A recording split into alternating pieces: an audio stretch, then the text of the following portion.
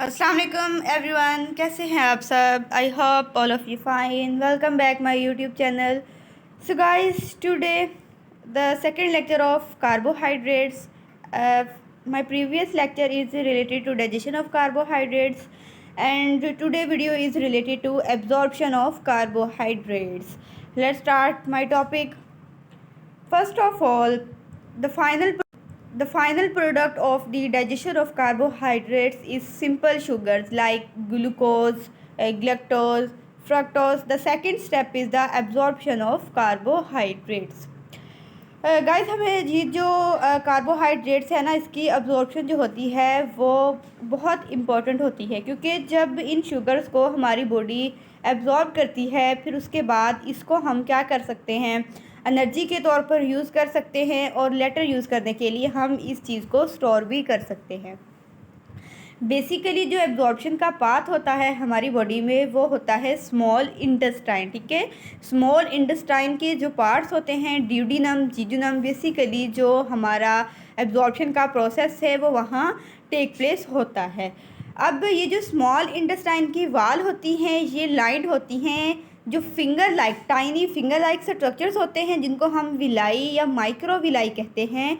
Small intestine की वाल इन villi और माइक्रो विलाई के साथ लाइंड होती है. ये क्या करते हैं, ये जो टाइनी फिंगर लाइक स्ट्रक्चर्स होते हैं ये क्या करते हैं, इनके सरफेस एरिया को इंक्रीज़ कर देते हैं ताकि हमारी जो एब्जॉर्प्शन है वो फास्टर हो सके और मोर एफिशिएंट तरीके से परफॉर्म हो सके.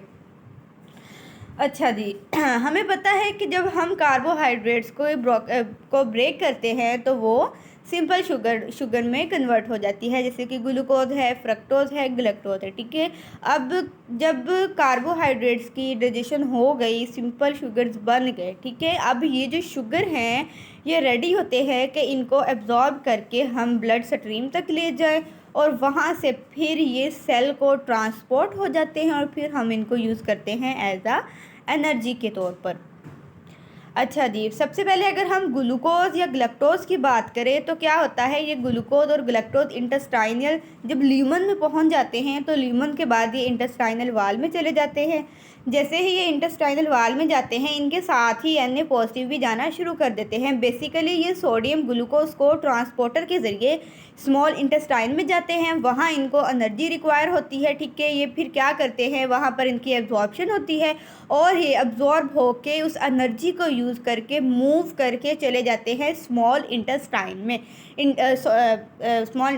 ब्लड स्ट्रीम में. ठीक है, स्मॉल इंटेस्टाइन की जो इंटेस्टाइनल वाल हैं वहाँ से ब्लड स्ट्रीम में जाने तक जो ट्रांसपोर्टर इस्तेमाल होता है उसको हम कहते हैं ग्लूट2 ट्रांसपोर्टर के ज़रिए ये हमारी जो ग्लूकोज है, ग्लैक्टोज है, वो एब्जॉर्ब होके ब्लड स्ट्रीम में चले जाते हैं. अब अगर हम बात करें फ्रुक्टोज़ की, तो जो फ्रुक्टोज़ है ये फैसिलिटेटेड डिफ्यूजन के ज़रिए एब्जॉर्ब होती है और इनकी एब्जॉर्प्शन के लिए हमें एनर्जी जो है वो रिक्वायर नहीं होती.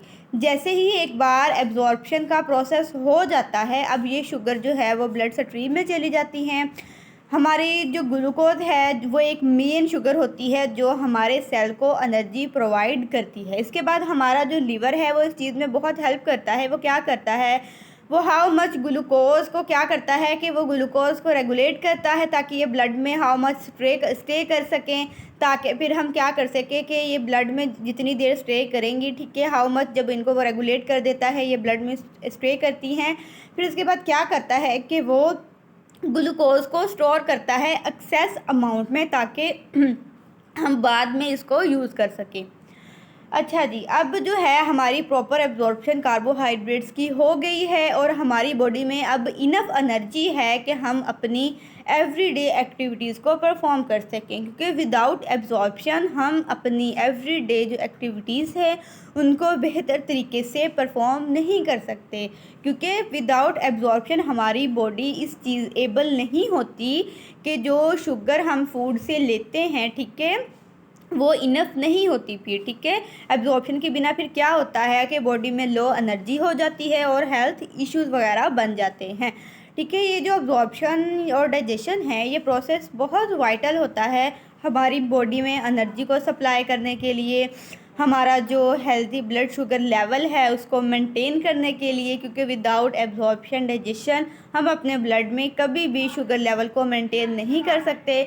जब शुगर लेवल मेंटेन नहीं होगा तो हमारी हेल्थ इश्यूज़ होंगे, ठीक है, हम अपनी एक्टिविटीज़ को बेहतर तरीके से परफॉर्म नहीं कर सकते। तो आज हमारा जो है कार्बोहाइड्रेट्स का टॉपिक इधर ख़त्म हो जाता है। आई होप आपको समझ आई होगी। वीडियो अच्छी लगे तो लाइक ज़रूर करें, मेरे चैनल को सब्सक्राइब करें। ओके, अल्लाह हाफिज़, शुक्रिया।